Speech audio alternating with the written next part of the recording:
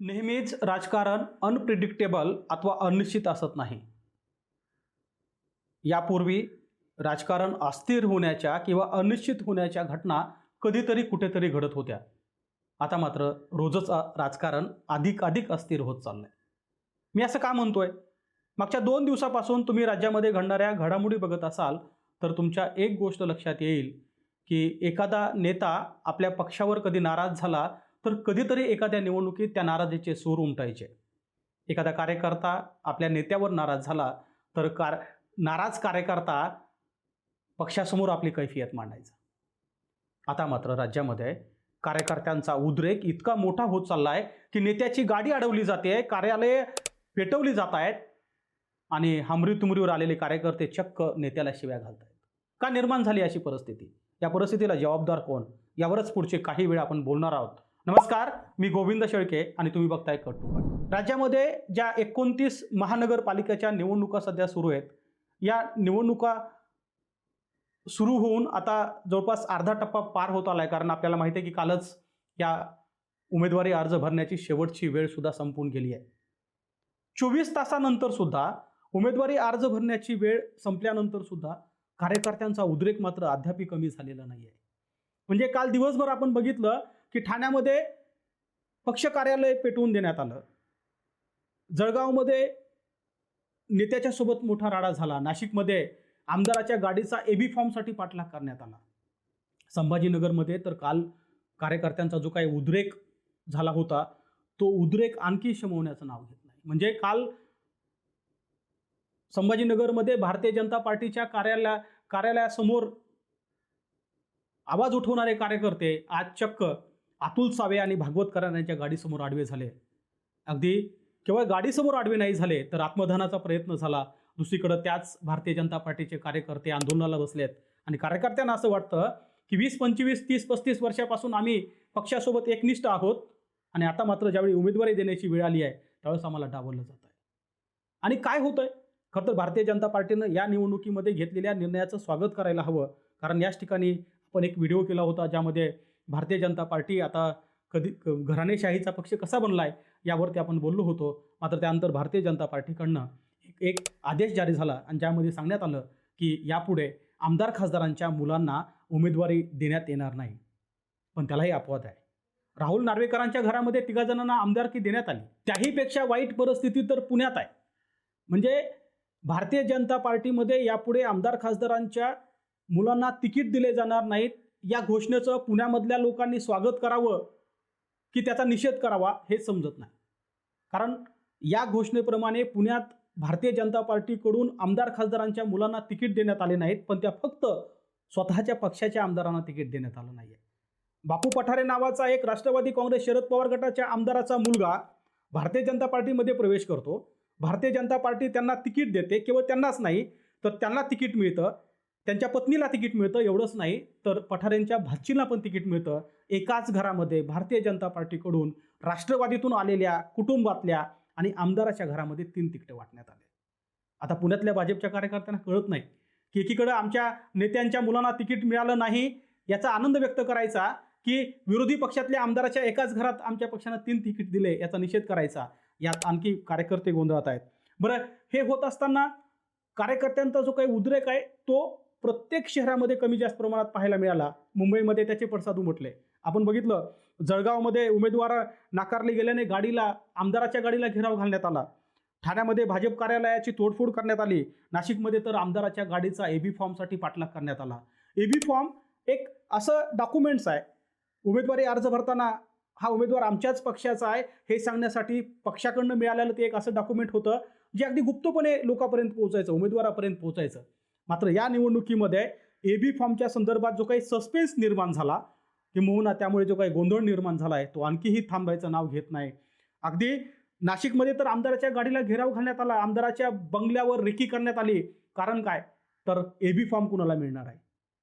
AB form ज्याला मिळाला तोच पक्षाचा अधिकृत उमेदवार अशी धारणा या निवडणूक प्रक्रियेमध्ये आहे. आणि म्हणून ज्यांना हा एबी फॉर्म मिळाला ते हसत हसत कार्यालयातून गेले. मात्र ज्यांना एबी फॉर्म मिळाला नाही ते रडत असलेले हे उमेदवार, त्यानंतरचा झालेला राडा आपण सगळा बघितला.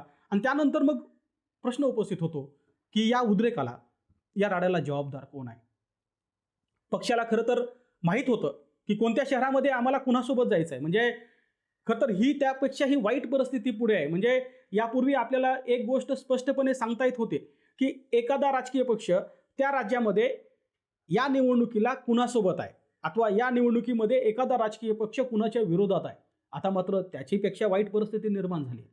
म्हणजे जी भारतीय जनता पार्टी मुंबईमध्ये मुंबई महानगरपालिकेची निवडणूक ही शिंदे सोबत लढत आहे, तिथेच नवी मुंबईमध्ये मात्र त्याच भारतीय जनता पार्टीचा जो काही संघर्ष आहे तो एकनाथ शिंदेंच्या शिवसेनेशी आहे. तिथून बाजूला गेलं की ठाणे महापालिकेमध्ये भारतीय जनता पार्टी आणि परत एकनाथ शिंदे एकत्रितपणे निवडणूक लढत आहे आणि तिथं त्यांचा सामना उद्धव बाळासाहेब ठाकरे गटाशी आहे. मग मुंबईमधल्या कार्यकर्त्याला कळत नाही की जर मुंबईमध्ये आपण एखादी भूमिका घेतली तर नवी मुंबईमध्ये कोणती भूमिका घ्यायची, नवी मुंबईमध्ये एखादी भूमिका घेतली तर ठाण्यामध्ये कोणती घ्यायची. याहीपेक्षा वाईट अवस्था तर इतर शहरामध्ये आहे. अगदी जी अवस्था मुंबईची आहे तीच पुण्यामध्ये आहे. म्हणजे पुण्यामध्ये तर आपल्याला माहिती आहे की भारतीय जनता पार्टी मागच्या अनेक वर्षापासून शहर किंबहुना हा परिसर ताब्यात ठेवण्यात यशस्वी झाली आहे आणि म्हणूनच भारतीय जनता पार्टीने पहिल्याच दिवशी पुणे महापालिकेची निवडणूक स्वबळावर लढण्याची घोषणा केली. त्यानंतर अजित पवारांच्या पक्षाकडनं शरद पवारांसोबत हातमिळवणी करण्यात आली. शेवटच्या घटकेला अगदी तीही युती फिसकटल्याचं सांगण्यात आलं. मात्र आपण बघतोय की शरद पवार गट आणि अजित पवार गट एकत्रितपणे या निवडणुकीमध्ये निवडणूक लढत आहेत. पण त्याहीपेक्षा वाईट अवस्था म्हणजे भारतीय जनता पार्टीनंतर पुणे शहरावरती सगळ्यात चांगली पकड जर कुणाची आहे तर ती अर्थात पवार कुटुंबियांची आहे. ती कधी शरद पवारांची असेल की अजित पवारांची. मात्र त्याच पवार कुटुंबियांच्या राष्ट्रवादी काँग्रेस पक्षामध्ये 12 तासात 9 जणांचे प्रवेश घेण्याचा विक्रम अजितदादांनी केला. विशेष म्हणजे अजितदादांनी त्यांच्या पक्षात घेतलेल्या या लोकांमध्ये कोणते लोक आहेत तर ज्या 9 लोकांना अजितदादांनी एका रात्रीत राष्ट्रवादीत घेऊन उमेदवारी दिली त्यामध्ये 4 ते 5 कार्यकर्ते हे भारतीय जनता पार्टीचे आहेत. त्यातला एक कार्यकर्ता हा काँग्रेसमधून आला, एक कार्यकर्ता शरद पवार गटातून आलाय, एक कार्यकर्ता थेट सेनेतून आलाय. खरं तर कार्यकर्त्यांना सुद्धा आता कॉन्फिडन्स वाढत चालला आहे की एका रात्रीत आपण पक्ष बदलला आणि तो अगदी उमेदवारी अर्ज भरण्याच्या शेवटच्या दिवशी बदलला तरी आपल्याला उमेदवारी मिळते. दुसरीकडे मात्र निष्ठावान कार्यकर्ते नेत्यांच्या घरी हेलपाटे मारतायत. मागच्या अनेक दिवसापासून नेत्याचा जयजयकार करण्यात आपली निष्ठा मानणारे कार्यकर्ते आता मात्र डोक्याला हात लावून बसलेत. आधीच 6-7 वर्षानंतर निवडणुका होत आहेत आणि आता निवडणूक जवळ आली, निवडणुकी उमेदवारी अर्ज भरण्याची वेळ निघून गेली तरी आपण डावललो गेलोय ही भावना ज्यावेळी या कार्यकर्त्यामध्ये पाहायला मिळते आहे तिथे मात्र कार्यकर्त्यामधला उद्रेक होताना पाहायला मिळत आहे. बरं, ही परिस्थिती केवळ मुंबई, ठाणे, नवी मुंबई अथवा पुण्यामध्ये नाही आहे. तिथून आपण राज्यातल्या इतर भागामध्ये गेलो तर तिथेही अशीच अवस्था आहे. कार्यकर्त्यांना नेमकं कळत नाहीये की आपला नेमका पक्ष कोणता आहे, आपला पक्ष कुणासोबत आता या निवडणुकीमध्ये उतरलाय. म्हणजे आपण पुण्याचं बघितलं, पुण्यानंतर पिंपरी चिंचवडमध्ये अजित पवार आणि शरद पवार एकत्रितपणे निवडणूक लढत आहेत. तिथे एकनाथ शिंदेंची शिवसेना वेगळी निवडणूक लढते. विशेष म्हणजे काँग्रेस सुद्धा पिंपरी चिंचवडमध्ये वेगळी निवडणूक लढते आहे. या निवडणुकीमध्ये पहिल्यांदाच आपल्याला बहुरंगी लढत पाहायला मिळते. कारण यापूर्वी एकतर युतीसोबत अथवा आघाडीसोबत असाच कायम संघर्ष आपण बघितला होता. आता मात्र एक पक्ष एका महापालिकेत सोबत निवडणूक लढतोय तर दुसरा पक्ष दुसऱ्या महापालिकेमध्ये विरोधात उभा टाकताना चित्र पाहायला मिळत आहे. तिकडे सांगली, मिरज, कुपवाडमध्ये अजित पवार आणि शिंदे सेना स्वबळावर निवडणूक लढत आहेत. म्हणजे सांगली, मिरज, कुपवाड या महानगरपालिकेमध्ये अजित पवार अथवा शिंदेंची भारतीय जनता पार्टीसोबत युती झाली नाही आणि त्यामुळे आपण बघतोय की तिथे भारतीय जनता पार्टी वेगळी निवडणूक लढत आहे. तिथेच शिंदे सेना वेगळी लढते आणि अजित पवार सुद्धा वेगळी लढत आहेत.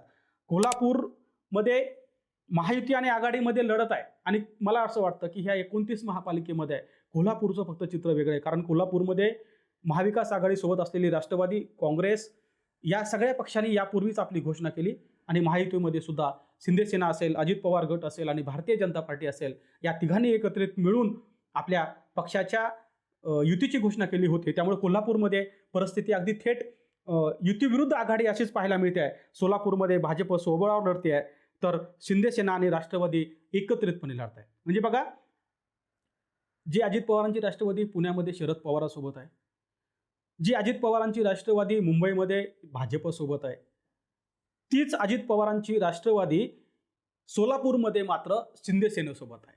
आणि तिथे मात्र भारतीय जनता पार्टी या दोघांपेक्षा वेगळी लढते आहे. खरं तर हा सगळा पॅटर्न राबवत असताना महाविकास आघाडीमध्ये जी काही मोठी फूट पडली आहे याचा मोठा फायदा भारतीय जनता पार्टीला होताना पाहायला मिळत आहे. याची लिटमस टेस्ट भारतीय जनता पार्टीकडून खरं तर मागच्या नगरपालिका निवडणुकीमध्ये करण्यात आली, ज्यावेळी सत्तेत सहभागी असलेले अजित पवार ज्यावेळी शरद पवारांसोबत नगरपालिका निवडणूक लढताना आपल्याला पाहायला मिळाले. आणि याच लढतीमध्ये युतीमधील तिन्ही पक्ष म्हणजे भारतीय जनता पार्टी 1 नंबरचा पक्ष बनला, शिवसेना एकनाथ शिंदेची 2 नंबरचा पक्ष बनला आणि अजित पवारांची राष्ट्रवादी 3 नंबरचा पक्ष बनला. आणि हाच कॉन्फिडन्स भारतीय जनता पार्टीचा वाढत गेला. विरोधकांची मतं जोपर्यंत विभक्त होणार नाहीत तोपर्यंत आपल्या मताची टक्केवारी वाढणार नाही हे भाजपला माहीत असल्यामुळेच आपण बघतोय की राज्यामध्ये युतीची अवस्था जशी आहे त्याहीपेक्षा वाईट अवस्था ही आपल्याला आघाडीची पाहायला मिळते. काँग्रेस अनेक महापालिकेमध्ये स्वबळावर निवडणूक लढत आहे. शरद पवारांच्या सोबत अथवा उद्धव ठाकरे गटासोबत न जाता काँग्रेसने नगरपालिकेप्रमाणेच याही निवडणुकीमध्ये अनेक ठिकाणी स्वबळाचा नारा दिला आहे. अगदी नागपूरसारख्या मोठ्या महापालिकेमध्ये जिथे पहिल्यांदाच भारतीय जनता पार्टीकडून निष्ठावान मागच्या 4-4, 5-5 टर्मपासून असलेल्या नगरसेवकांना उमेदवारी नाकारण्यात आली. काही नवीन प्रयोग आपल्याला नागपूर महापालिकेत होताना पाहायला मिळत आहे. आणि अशा परिस्थितीमध्ये बरोबरीची ताकद असलेल्या काँग्रेस पक्षानं मात्र स्वतः तिथे नशीब आजमावण्याचा प्रयत्न केला. आणि आपण बघतोय की शरद पवारांच्या राष्ट्रवादीसोबत नागपूरमध्ये काँग्रेसची आघाडी झालेली नाही आहे. त्यामुळं राज्यामध्ये इतर महापालिकेमध्ये जशी परिस्थिती आहे तसाच सामना काँग्रेस विरुद्ध भाजप हा आपल्याला महापालिका नागपूरमध्ये बघायला मिळणार आहे. आणि या सगळ्या घडामोडीमध्ये नेमकं काय होत आहे, संभाजीनगर शहरामधली परिस्थिती तर आपण बघितली तर संभाजीनगर शहरामध्ये सुद्धा भारतीय जनता पार्टी, एकनाथ शिंदेची शिवसेना आणि उद्धव बाळासाहेब ठाकरे यांच्यामध्ये मोठी लढत होणार आहे. आपल्याला माहित आहे की संभाजीनगर शहरामध्ये हिंदुत्ववादी मतांचा मोठा आकडा आहे आणि त्यामुळे या ठिकाणी हिंदुत्ववादी मतांचा प्रतिबंध करण्यासाठी MIMने सुद्धा महाराष्ट्रात जे काही प्रयोग केले त्यातला सगळ्यात मोठा प्रयोग हा संभाजीनगर शहरात केला होता. आणि म्हणूनच भारतीय जनता पार्टीने शेवटच्या क्षणी एकनाथ शिंदेंना वेगळं मैदानात उतरवून हिंदुत्ववादी मताला जशास तसं उत्तर द्यायचा प्रयत्न केला. हे झालं तिकट वाटपामध्ये. मात्र त्यानंतरची जी भारतीय जनता पार्टीची संभाजीनगरची अवस्था आहे ती बघितल्यानंतर निष्ठावान कार्यकर्त्यांनी करायचं काय असा प्रश्न उपस्थित होतोय. कारण अतुल सावे यांच्या PAला उमेदवारी दिल्याचा आरोप करत भारतीय जनता पार्टीच्या निष्ठावान कार्यकर्त्यांनी जे काही आंदोलन सुरू केलं आहे ते आणखी थांबायचं नाव घेत नाही. हा आक्रोश कदाचित थांबेल सुद्धा नाही म्हणायला पक्षाचे नेते येऊन या कार्यकर्त्याची समजूत काढतील सुद्धा. मात्र राज्याच्या एकूण राजकीय इतिहासामध्ये इतकी अभूतपूर्व परिस्थिती यापूर्वी कधीही निर्माण झाली नव्हती असं म्हटलं तर ते नक्कीच चुकीचं ठरणार नाही.